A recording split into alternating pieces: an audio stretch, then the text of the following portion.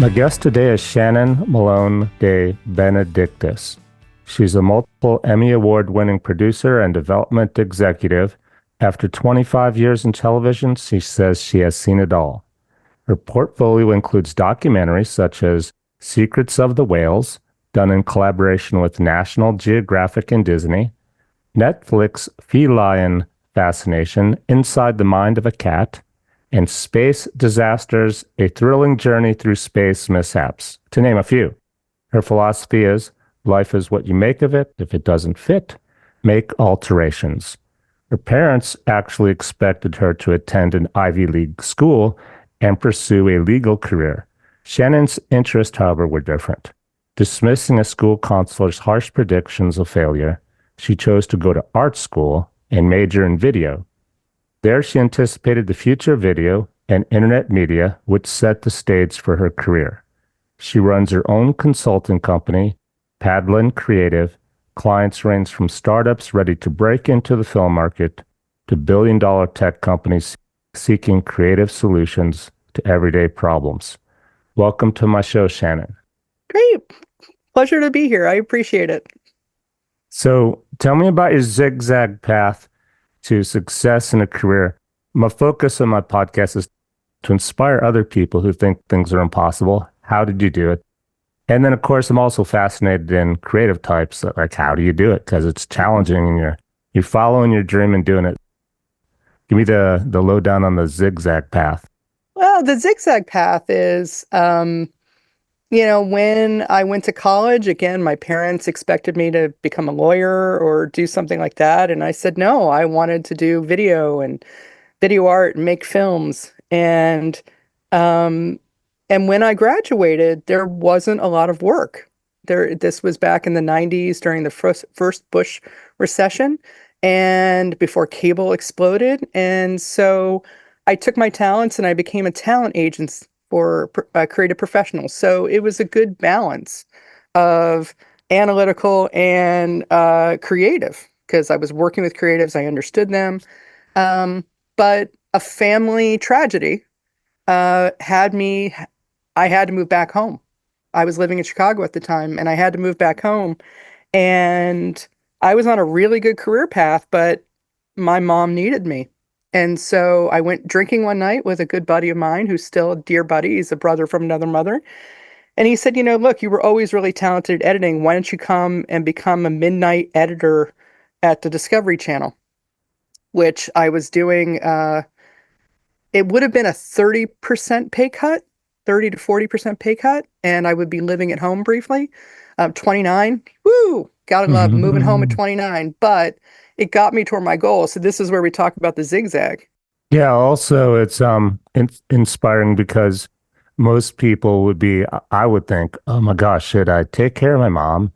Well, of course I have to take care of my mom, but then I'm losing my dream, my career, and I'm moving back home. But you chose the right thing to do, which led to a good, a good opportunity that you could not have expected. That's exactly it. It's one of those things where if you had said to me 40 years ago, you're going to spend the majority of your life in your hometown, I would have been like, absolutely not. No. But life throws you hurdles and you've got to adjust. You've got to make do. So it was important for me to be with my mom. And what that did is that put me in, even at an entry level, in what became my ultimate career path. Is I started just digitizing shows and working on shows at 2 a.m. and doing things like that. And then 20 years later, I've won 2 Emmys and have reached the kind of top of the field. And so I think that not letting hurdles get in your way and still pursuing that creative passion, because even though I do a lot of analytical work, in my heart, I'm always creating. I'm always telling stories. It's just a passion of mine, as well as learning.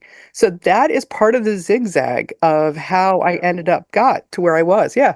And step one was you told your parents, I don't want to be a lawyer. An Ivy League college, a prestigious law degree. I've got something else in mind, which, how are you going to make money with that? Probably they asked you, right? Oh, completely. And then part of the reason I didn't want to be a lawyer was my father was a lawyer. My father was a good lawyer. And I think, I don't know if at least my family, it was that just meant arguing over every point all the time. It was like growing up in a household, litigating everything. And I'm like, I don't want to be in a career where I'm doing this all the Yeah. time. But I was also writing plays when I was a little kid and I was doing things. And so they were really worried for me to move into this field. You wrote your first play at the age of 10. Yeah. It was not good, but I wrote a play. Yeah. That's what I was gonna ask you. I wasn't gonna say it. We all Yeah. get better as we all get better, whatever as we Yeah. go along, right? But some people think, oh, I'm not good enough because I should have wrote this hit movie when I was 10. And it doesn't work that way, right? You have to work and develop your skill, right? Absolutely. I just read something today that someone said that the more you write, the better you will become. You have to just do it over and over and over again. Yeah. And it's the same with television producing. It's the same with everything. The more practice you get. And I think that as an artist, you know, think about Picasso. Picasso didn't immediately start doing cubism. He had his classical period, he had his blue period. You look at Renoir. Renoir had a very classical style until he evolved. So I Hmm. think that's part of the process. I think that my willingness to write and act in a play when I was 10 was part of just that need to constantly be creative, to constantly tell stories, that I just love telling stories. So what was your mindset though to you know what you like, what you love, tell stories. You know you want to write plays. Of course, they're not like you're not sitting down at the piano like Mozart and writing a symphony at first Mhm. at 10. What was your mindset? How did you actually go tell yourself this is I don't want to do that. Maybe it's process of elimination. I don't want to be a lawyer. You guys were lawyers. This is what I do. How did you have the confidence to do that, to pick that path? I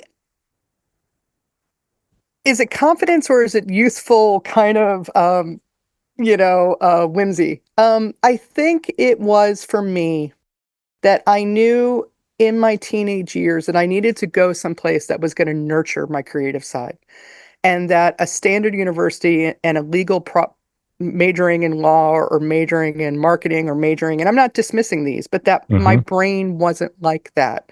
My brain needed something that was going to create all the time.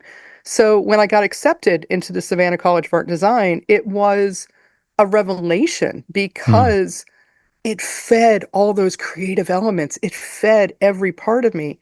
And I admit, when I was in high school, I wouldn't say I was a slacker, but algebra to this day, I still don't comprehend. It's just not something my brain is. But I was always interested in other things. And when I got into college, I just, it was like heaven for me because I was in an environment. Yeah, Getting accepted was kind of like a green flag, like it felt absolutely. good. Yeah. And if you hadn't gotten it, maybe things would be different, but you trusted. Would you call it instinct or trust in your, or just like a whimsy? I'm just going to apply and see if I get it. No, I think I was really impressed and I knew that's what I wanted to do. And And when I got accepted, my mind was made up. And I had applied to other schools and other programs, but that one was the one. I just said, no, this is what I want to do, and I want to go for it. And I'm Nice. thankful that my parents were like, okay, they supported me. They said, well, okay, we're gonna do it. We're gonna just, graduate. Like, okay, yeah, I will do it. They didn't win that argument. They didn't win that argument. They also we found a way financially to make it work too. So that's the other issue. Yeah. So you're back to you're doing the job you moved back to take care of your mother. Mhm. What company was that with again? When I came back, I was working for the Discovery Channel networks, working the midnight shift. Yeah. Doing video edits. I was doing basic video editing. Back then, you would have to cut a show to make sure it fit for commercial formats. And I would do that and I would log. And this is kind of the most basic level of editing. Hmm. How did you so that's basically getting your foot in the door. Hmm. How'd you get to make your first film? What's the rest? What's the zigzag path to, oh, I made my own film? It's a lot of observation.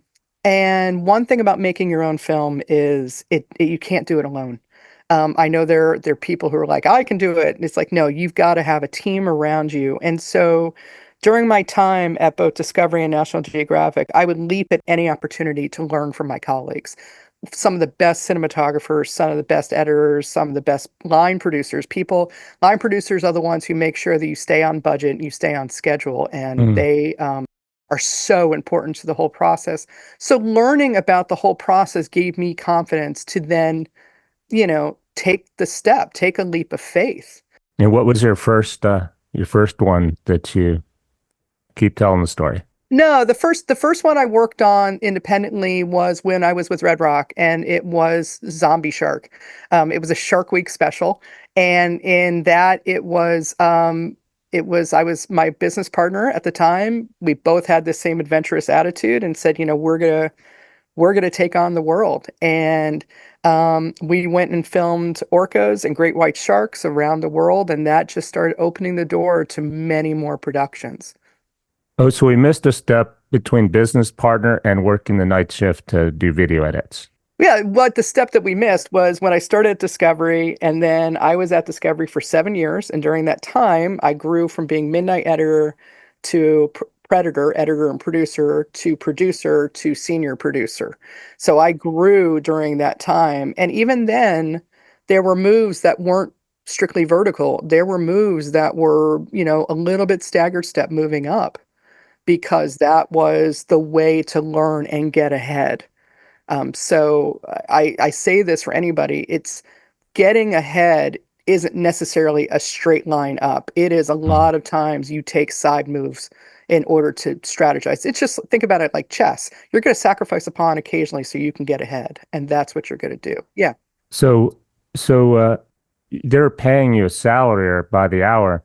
At Mhm. what point did you go off on your own and form your own company or the partnership you were just speaking of? Yeah, I left. So after Discovery, I was at National Geographic for a few years, and there I continued to produce, but I also moved into show concept. It's called development. I moved into show taking ideas and developing with companies and getting them greenlit.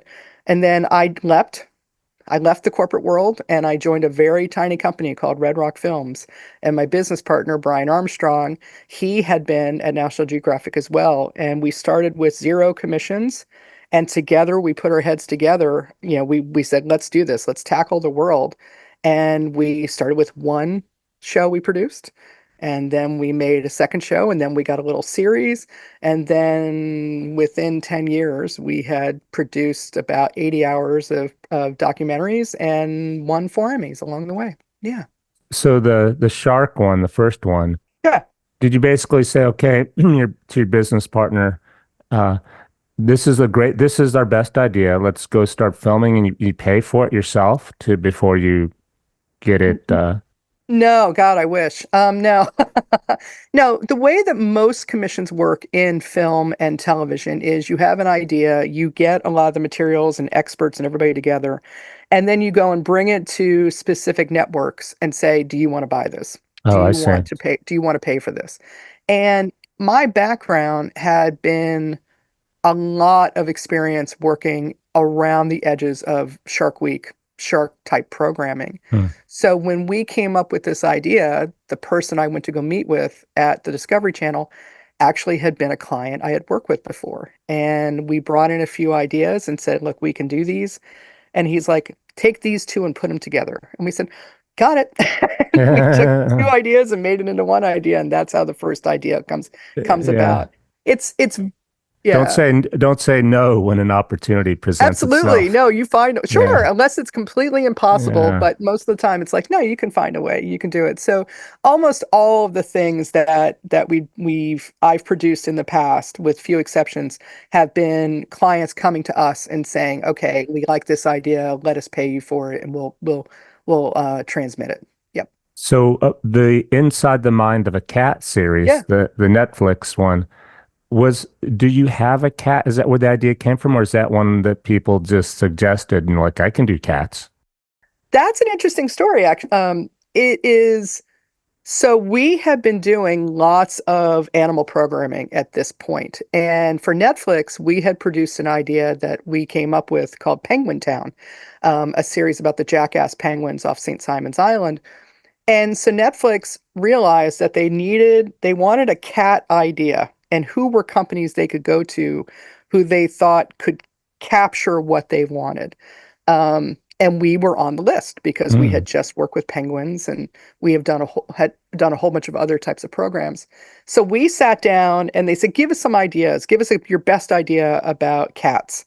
And we're like, okay. So we did a brainstorm session. We thought about what we could film, what we couldn't film, and what would be the best thing to achieve what they wanted, which is a kind of comprehensive special that said, this is what your cat's all about. Now, I have a cat. I have confessed the cat I have is more my husband's cat, and he's resented that since day one that I interfered with their bromance, right? But I've had cats all my life. And so we kind of put all these ideas together and came up with a concept and brought it to Netflix. I said, this is what we think. There's great analytical and right and That's left. a, that's exactly it. Because sometimes this is poo-pooed by creatives, but your creative idea, you may feel passionate about it, but almost everything you make, you're making for an audience. You do have to keep that in mind. What your audience or who you're bringing it to. Because if you're making something just for yourself, then you may not communicate in a way that's going to connect with anybody else. It can Hmm. be a tree falling in the woods and no one's there. So we take into consideration a lot of the things that we do of like, what's your North Star? Who are you trying to appeal to? What is going to be the element that's going to lure people in? And with Inside the Mind of Cats, we knew that we're going to get cat lovers because they're going to want to see it and learn all about the animals they love. But we're also going to get the cat curious because people still have assumptions about cats, like cats don't love you. No, actually, they do love you, you know? So we Hmm. answered all those questions, but Yeah. then put our creative side in and made it incredibly fun. Lots of fun graphics, lots of That's the fun fun little part. jokes in it. Yeah, we had fun. That's when you can be yourself and just not worry about selling it, just have some fun. That's exactly it. Yeah, so that's how that came about. So when you're doing this process, when you keep saying we, do you have a bigger team or is it you and your business partner or even kind of good and bad? Do you use AI a little bit to ask AI, what's a list of questions or a list of things people might want to know about cats? What's the process when you say we? Well, okay, so we is for many projects I work with collaborators because it's incredibly difficult to work in a silo. It's very difficult. And for Inside the Mind of the Cat and Penguin Town, I was working when I was at Red Rock with my business partner. Now with my independent company, I have a few projects that I'm working on that I have I have created on my own. I'm in pre-production on a documentary about Farmville, Virginia, and the civil rights movement and Barbara Johns. I'm looking over my board. I'm also working on an idea that is about the people who finish in the back of the pack at marathons and races. That would be me. With Yeah. Yeah, with Martinus Evans, who is the creator of DFL and Slow as F running. So those are the ones I work at, and I go and seek collaborators to help me fulfill the idea. Then I have companies come to me.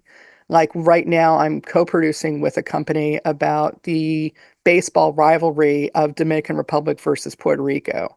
And so I'm coming in as a consultant. I'm working with them on this idea. So that's when I say we, it's so infrequently done Mm. in a isolation. Here's a really good example. I recently was contracted by a wonderful company called Rebel Girls who creates books and stories and things for young women and to empower young women and give role models. And they wanted a series of digital shorts, high-end digital shorts to highlight really talented women in STEAM, so science, tech, et cetera, in education, and profile these women who are working at Meta at the moment. So I needed to bring a team on who could do an amazing job with me. And I brought in some colleagues I know. Their company is called Make a Scene. We worked together. the work that make a scene, to the point I'm kind of embarrassed that I'm just the EP, because literally they did such amazing work. It's incredible, the videos that they did. Mm, You know, that's the collaboration that comes I together. And see. right now, what I just heard is that these videos, these Rebel Girl videos, have performed 4 times better than any previous video they've put up. That's how great of a job Make a Scene did. So that's the collaboration that comes Mm. together. And what about film festivals? So I don't know much about this, by the way. That's why I'm asking. Yeah. I've heard a lot of indies, they kind of do have to make the film themselves, more or less, or find someone to help them finance it. And then they have to go sell them. I was never aware when I go to these film festivals, see all these movies, a lot of them people are trying to sell while Oh, they're there, absolutely. right? How Yeah. is that different from what you're doing? So I work on a different scale, usually directly with the client. The client and I have a relationship. I know what they're looking for and I produce it for. So think of it like a work for hire situation. Mm, But at independent film festivals, many independent filmmakers have an idea, and either they self-finance it or they find angel investors who believe in the mission, believe in the content, and they help support it.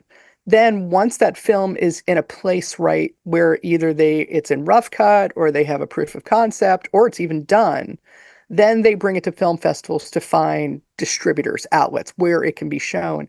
And at that point, hopefully, the angel investor and the filmmaker recoups their investment, their initial investment, and then some. Then they make their profit out of that. So, like the documentary I talked about, the Farmville documentary, currently I'm self-financing that, and I'm about, I'd say, 14, $15,000 in the hole, on that. hmm Probably going to be a little bit more.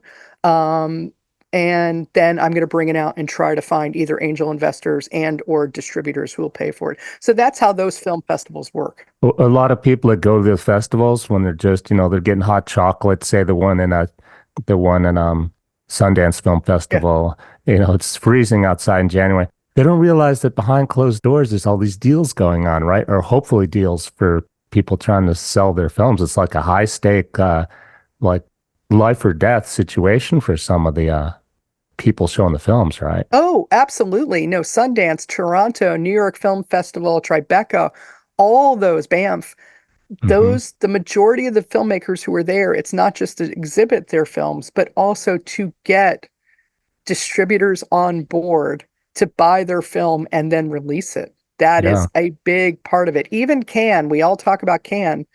Cannes is the same way. So you have companies who funded it taking a bet on it. They'll fund the film and then they bring it out and hope that they get their money back and then some. Are they watching for the audience reaction? Does it help if you stand up and clap a lot if you're in the audience, you really like the film? Audience reactions always help, no matter what. I mean, I think that's, if you bring a film and even if you think it's great and half the people walk out in the first 20 minutes and whatnot, yeah, that doesn't bode well, because again, Yeah. back to kind of what I said, that it's important. Yeah. So, um, what's the future of the industry? I see some people, it sounds like for what you do in your company, someone wanting to do an independent film that they then sell at a film festival could come to you to have it help put together. Hmm. Or someone like Netflix or Disney would come to you with an idea or you pitch them. Hmm. How's the future look? Does it change? Is it going to change a lot or kind of it's kind of you don't know This is or always who have to be knows? diplomatic. They have to be diplomatic Nah. about it. But right now, the industry is, I've heard it described as a dumpster fire, Pompeii. One person said it's the implosion of the planet Vulcan. The entire mix, everything has changed in the past 2 to 3 years. And what was once a reliable outlet, cable television, is no longer a viable outlet for a lot of filmmakers, television makers, whether you're making a TV show or independent film or Is that documentary, because or they can't make enough money off of a single episode or something? it's it's it's kind of a perfect storm of massive investment into streaming that didn't make it, ran companies billions of dollars in debt. And with people cutting their cable, their lost revenue from cable, both advertising and just subscribers. So the media industry had a reckoning about a year and a half ago that everything started shutting down. Everything stopped. They stopped greenlighting. They stopped doing this. Yeah. And contrary to what some people believe, it had nothing to do with the writer's strike and the actor's strike. That was just an excuse to not spend money that the business have. So what you're going to find is people still want films. People still want these programs, but there's going to be fewer outlets for it. There's going to be fewer places to bring it. They're going to greenlight less. Some of the areas are going to narrow. So instead of having like 6 streamers to bring it to, maybe it's now going to be 4 that it's going to happen. And you're going to see a little bit more curation. The other area though, where it's going to thrive is for independent creators like yourself. This is an area where you're finding people who are finding their own voice, who are bringing it out and finding identifying audiences who want that content. And so advertisers, if you can bring that to an advertiser, then you can bring revenue in. So this is kind of the split that's happened, is you're going to see narrower and less green lights and less spending on major media, but more focus for advertisers into independent creators to And do that. what do you think of the new that's still in development, but with the AI technology? We have ChatGPT, but there's ones coming out that will help you actually make a movie. And my thought is, well, you don't know where they got the content, the pictures, the copyright. It might be good for getting ideas, but not creating a whole movie. Tell me your take on that AI and how that fits in here. I have a lot of conflicting views on it. It's AI has always been there in the background. It's when you're mixing audio and you have a part that's a little crackly and you ask, Pro Tools to clean it up. That's AI. I mean, that's part of it. Same with images when they're having filling in. That's all part of it. So there's benefits to it. The concern I have overall about AI is, one, like you said, this idea of taking other people's creativity and other people's artwork and feeding it in to create something new, is exploitational. It's demeaning, and it's diminishing the impact of the creative person who created it. So like the scandal that's just happened about 150,000 No, I different didn't hear 50. about that. Yeah. When you said the person creating is actually what the word you used, a different word, to basically you're disempowering yourself because you're Yeah. not sharing your true creative self. You're just being a worker. You're just going out and asking for stuff instead of contributing, really. Yeah. Yeah, and I think so. The scandal was that they found that one of the AI companies had taken closed captioning scripts of about 15,000 different assets and fed it into their computer, and without the acknowledgement or credit to the authors, the script writers, etc. And I think that that's wrong. I mean, you're using someone's creative idea, someone's Yeah. copyright, You're to do also that. But you're yeah, going way right brain or left brain. You're going way analytical. yeah, You're being analytical with AI instead of creative with your creative self. yeah. And then even that, and this is what concerns me the most, is that AI is going to take all that and create the average. And the average is not what excites me in the morning. Yeah. The average is not, if you stick with the average, then everything's just going to be watered down and kind of gray and just enough to sustain you. You don't go to a fine restaurant, to get average. You want something exceptional and unique. You And know, that's my it biggest reminds me concern. of the music industry. Hmm. Pro Tools is a good, useful tool, but when everyone can do it in their bedroom and they don't go for collaboration with good musicians in a good Hmm. studio, it's the collaboration and what people bring. It seems like the music industry suffered, and I don't, there's good and bad, like you're speaking of. So it sounds like maybe the film with the AI might also have to find its place to I balance think that it out. I think it's going to have to. I think there's going to be some type of thing. And back to the music thing, not to totally age myself, but when they remixed the Replacements album, Tim, and I was so thrilled to listen to it. And it occurred to me that the reason why I like that music so much, my music from my teenage years and 20s, is it feels like I'm at a live event. It feels like I liked listening to music at a club. And today's Hmm. music is so just streamlined, so clean and so perfect that Yeah. I don't feel like I'm at a bar listening to a really good band. You Yeah. know, when I was in the studio, one of the studio guys, he got a bootlegged Pro Tools of all the tracks, the vocals, the guitar, and Mhm. so and piano for Queen's, the original Bohemian Rhapsody song. Oh, And nowadays they're trying to auto tune everyone, make them perfect. He's out of tune. He's screaming at the top of his lungs. You would correct it these days in Pro Tools. yeah. Then he's like, "Watch this, Daniel." And instead of just soloing the vocal and soloing the guitar, he unmuted everything, let it all play together, and it sounded amazing. Yeah.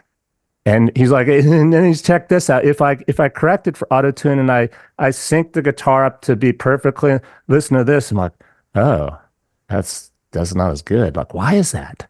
Yeah. I think it's because perfection is boring. Perfection is just, okay, that's just it. It's the little flaws. Hmm. And I saw something, I thought this was a really great meme, is that that marriage and relationships are great when you have a great relationship, when you can be weird and your partner accepts you for your weirdness.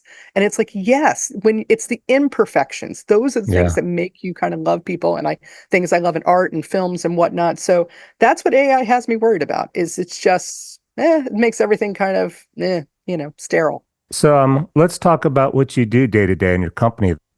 Hmm. This brings to mind if you had a client come to you, would you ever tell them, no, stay, don't use, use the eye a little bit, stay out of that box most of the time. How do you almost coach them? Do you have to sometimes if it's a client who needs direction, doesn't have as much experience as you do? Yeah, I think that I'm not of the feeling that AI can't be used at all. I think AI is good sometimes to help push or maybe, give some highlights, some points. But what you're going to lose if you only rely on AI is your voice, is your personality, is those things that make something just unique. And so I would advise a client, and I have with some clients, is saying it's okay to use AI as an inspirational starting point or like an addition, but that shouldn't be where you stop. It shouldn't be that, because AI is just going to give you, like I said, the mean. It's not going to give you the exceptional. And Yeah. so to make the exceptional is got to be something that you care about and what you want, and that's the personal touch you put on it. Hmm. Yeah, so that's how I advise my clients. And so let's talk about your business. Mhm. You offer, I see like you give a free consultation Mhm. or something like that. And you have all kinds of people, it sounds like, come to you. Mhm. It could be small, big. Tell me about that. Tell me about what you do actually at your company. So clients come to me with a variety of issues that they need solved. Sometimes it could be that they need something produced. Sometimes they're stuck on trying to find a creative solution. Sometimes they want to rejuvenize their development or their creative team in a way. And during my years, one thing that I do have a talent for is coming in, I say at 10,000 feet and looking and saying, this is where, look, you should kind of move things. This is where things might be a little bit better. So for some small companies, it's just consulting with their projects and working with them on finding solutions on, this is the best way to creatively present it. This is what I think you ought to do. Maybe this is who you should partner up with. That's one thing. And then on other ones, it's, okay, we're going to produce this film together. I'm going to help you keep your eye on, this is your North Star. This is what your film is about. And I'm going to help you stay focused on that North Star. And then for other people, it's, I work on saying, okay, this is what your creative process is. What can you do to expand it? So it's a little bit, creative consultant is probably the best way to do it. The vast majority of my work is in television consulting and creative consulting. I'm also launching a empowerment series called the Fully Unapologetic. This is about being in my 20 plus years in television as well as corporate world. I would walk into conferences and be the only woman over a size 8. And you learn a lot when you are a unicorn in these types of situations. So it's a discussion and a forum for people to talk about, for women to come and talk about what it's like to be that unicorn and how to make sure you stand out and you are your best self and not be subjected to biases, even internal, external, etc. What is your quick one or two tips for women to stand out and have their voice heard and be themselves in these situations? One, don't be submissive, even passively. Make sure that your status is important. There's a wonderful book called The Likeable Badass, and it talks about ways that you can still be likable and still be yourself. Bring out your confidence. Don't feel like you have to always conform to what everybody wants you to do. I, Hmm. for one, hate wearing blazers. It makes me look like a linebacker. I will not wear blazers anymore. I am much better in dresses and cardigans. That Hmm. makes me feel more confident and be more assertive. And assertive isn't a bad word. Assertive is fine. So find that element. And then I find people who are your cheerleaders, find people who inspire you and tell you, hey, you are powerful. You are good. There's no reason for you to be sitting in the shadows, whether you Hmm. think you should be in the shadows or not. And I say this, Daniel, because fat people, and particularly fat women, are told from their entire life to try to make themselves feel small, to make themselves as small as possible. And you know what? Don't be yourself. Just be who you are. Yeah. And those are my two Also, final you're more things. memorable when yourself because nobody can be like you. Wear what you wear, look how you look. So you're you're more memorable, Exactly. whether they like you or not. Hey, you remember that woman or that person that blah blah blah is for good Yeah. or bad? Yeah. And you wouldn't be in the room. You wouldn't even be in the room if there wasn't a reason for you to be there if you weren't good enough. Exactly. Exactly. So it sounds like you don't need to do an exercise or a hobby or something to do this. A lot of people wonder, is there some secret to staying creative? Something you do, like if you're an author of film, like a mindset. Is it just you do it so much every day in work you don't need to, or you have some other trick up your sleeve like meditating or journaling or some spiritual thing? How do you Uh, stay creative? there are two big things. One is every 3 to 4 months, I need to go take a break. Hmm. And so I will take a vacation or take some type of thing to go and literally do a brain dump and recharge again. And it took me years to realize that, but that is something I have to do every 3 to 4 months. If not, my creativity just plummets. It just goes to nowhere. And the second thing is there is something about exercise and or doing something in a very routine, repetitive thing that does open up the mind. I used to be able to run, but I have a bad knee and I used to go running. So now I go to the gym 3 times a week. It's something that helps me. I also occasionally take an art class, even if it's something that I'm horrible at. I just took a mosaic class and I'm really bad at it. It was really funny. The teacher's like, "No, it's fine." I'm like, "Oh no, it's horrible, but it's totally fine." And it was a good inspiration to be like, "Okay, you know what? I'm just doing something creative, Hmm. even if I'm not good at it, that makes me kind of feel good and bring up those kind of creative thoughts." So I think it's Nice. always good to push yourself outside your boundaries, even in your creative space, to remind you what you really enjoy. And on your website, there's a blog post, media versus reality. Yeah, When what is real is too real. I guess that's on what you're watching on TV or the yeah. movies. Tell me about that. As a wildlife filmmaker, I am astonished consistently that people believe that animals are just right there. And this was inspired by being on a cruise ship and a passenger complaining out loud that they had been on the boat for 2 days and they hadn't seen any whales or dolphins or sharks and whatnot. And you know, Oh, they're filmmakers. expecting it like the Discovery Channel. There's a whale now, and there's another dolphin, and there's some fish, like every moment, right? That's exactly what they expect, and they don't fully comprehend the reality is you have filmmakers who are out there for days, weeks, months capturing that footage. You have that when you're filming, and I believe I heard previously you live out in Utah. You're in Mm-hmm. Utah, right? So Zion National you Park. yeah, you've got bears, you've got mountain lions out there, the whole deal. You don't get close to these. The cameras we use are incredibly long lenses. Yeah, speaking of mountain lions, you'll see once in a while in the news, oh, tips on what if there's a mountain lion, how to stay safe or what to do. I'm like, well, for starters, you're lucky if you see one. They don't want to be seen. If they see you, they will run and hide. It's not like they're going to attack and eat you. Yeah. What is this? What are you trying to scare people? It's sensational. Yeah, and it is. I mean, mountain lions, their nickname's the ghost cat because you don't see them coming. That's part of it. That's when I was talking about the reality and versus reality television is that so much what we present, there are tricks of the trade that we put in there that bring these incredible things into your living room, but that doesn't mean that's real. It's the reality is huge distances, waiting a long time before the animals will show up. If the animals show up, a lot of collaboration with experts who might know where these creatures are. Hmm.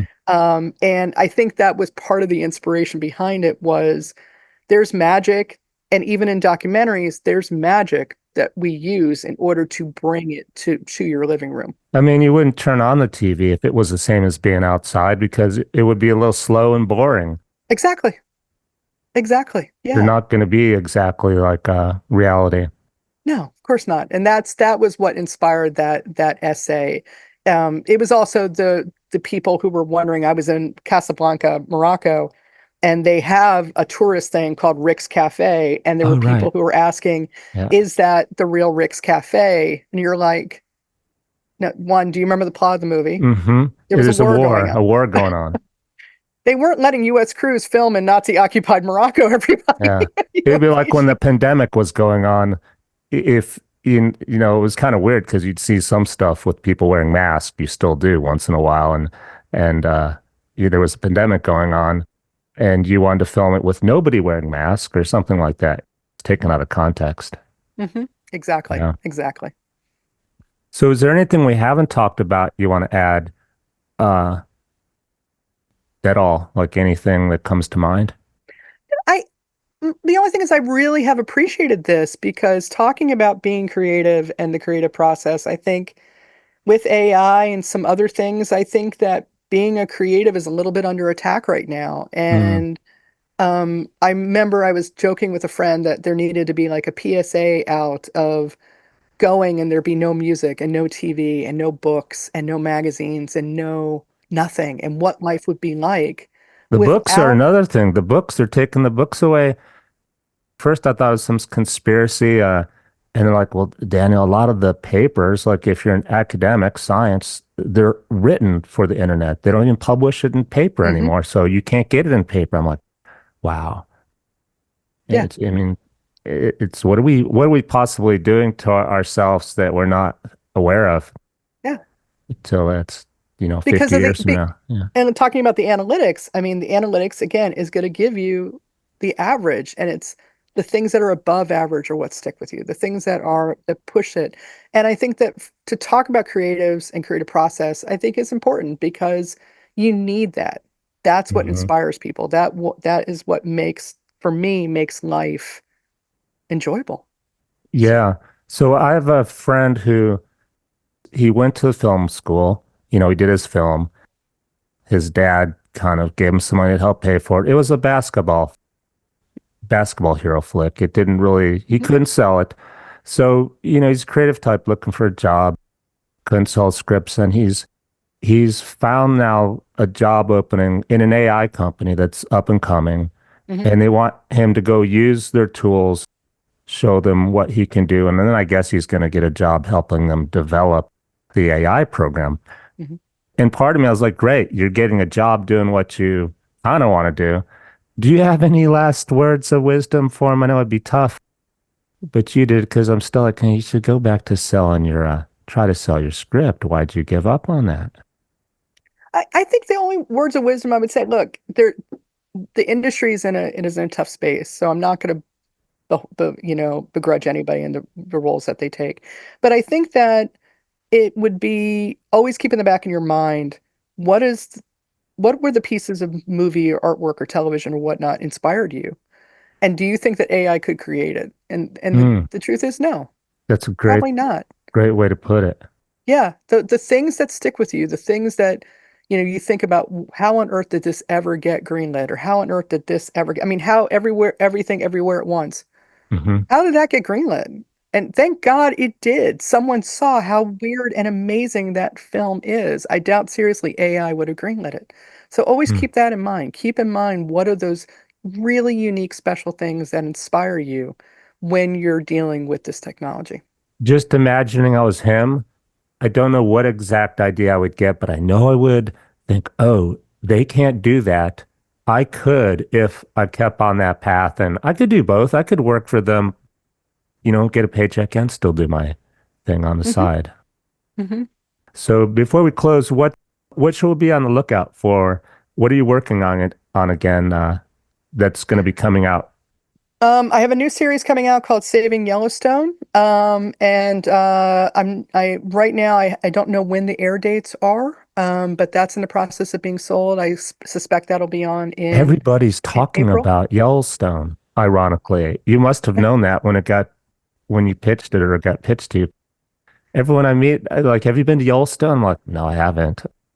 Well, yeah, Yellowstone's going through the boom because of the whole that television series, the Kevin Costner television series. But the other thing about it, this series that we talk about, is because it is the largest intact ecosystem, one of the largest intact ecosystems, temperate zone ecosystems on the planet.